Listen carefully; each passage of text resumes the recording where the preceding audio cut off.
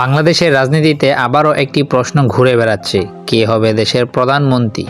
দুই ভিন্ন আদর্শ, দুই ভিন্ন রাজনৈতিক পথ, দুই শক্তিশালী নাম।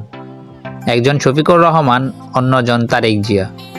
আজ আমরা কারো পক্ষে নয়, শুধু বাস্তবতা আর রাজনৈতিক প্রেক্ষাপট তুলে ধরব।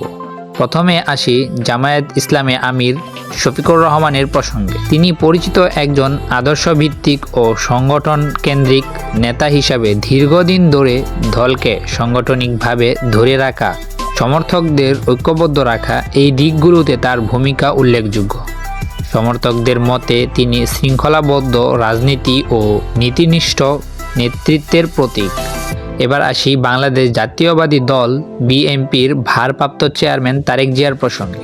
শহীদ রাষ্ট্রপতি জিয়াউর রহমানের সন্তান হিসাবে রাজনীতিতে তার পরিচয় হলেও দীর্ঘ সময় ধরে তিনি দলের কৌশল ও সিদ্ধান্তে গুরুত্বপূর্ণ ভূমিকা রেখেছেন। দেশের বাইরে অবস্থান করলেও তিনি বিএনপির রাজনীতি, আন্দোলন ও ভবিষ্যৎ পরিকল্পনা তার প্রভাব এখনও দৃশ্যমান। সমর্থকদের মতে বিএনপিকে আবারও ক্ষমতায় রাজনীতিতে ফেরাতে তিনি একটি বড় নাম। একজনের শক্তি শৃঙ্খলা ও আদর্শ, অন্যজনের শক্তি গণভিত্তিক রাজনীতি। কিন্তু প্রশ্ন থেকেই যায়, বর্তমান রাজনৈতিক বাস্তবতায় কার নেতৃত্বে বেশি গ্রহণযোগ্য হবে? কে হবে বাংলাদেশের প্রধানমন্ত্রী? তা নির্ধারণ করবে সময়, রাজনৈতিক পরিস্থিতি এবং সর্বোপরি জনগণের সিদ্ধান্ত।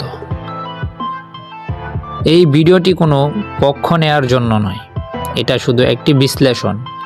এখন আমরা আপনাদের মতামত জানতে চাই। আপনাদের মতে কে হবে দেশের প্রধানমন্ত্রী? আপনারা কাকে প্রধানমন্ত্রী হিসাবে দেখতে চান অবশ্যই কমেন্টে জানিয়ে যাবেন। আর ভিডিওটি যদি ভালো লাগে থাকে তাহলে অবশ্যই একটি লাইক দিয়ে আমার চ্যানেলটিকে সাবস্ক্রাইব করে আমার পাশে থাকুন। ধন্যবাদ। আসসালামু আলাইকুম।